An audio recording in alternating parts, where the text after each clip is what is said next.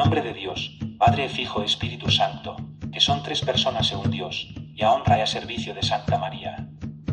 Por ende, nos catando esto, queremos que sepan por este nuestro privilegio los que agora son e serán de aquí adelante. Como nos don Sancho, por la gracia de Dios, Rey de Castilla, de León, de Toledo, de Galicia, de Sevilla, de Córdoba, de Murcia, de Jaén, y del Algarve. Este privilegio de Sancho IV de Castilla recoge el fuero firmado por Alfonso IX, su abuelo, en 1208, donde se nombra a Coruña como ciudad. Desde este momento, la villa se podrá desarrollar bajo protección real.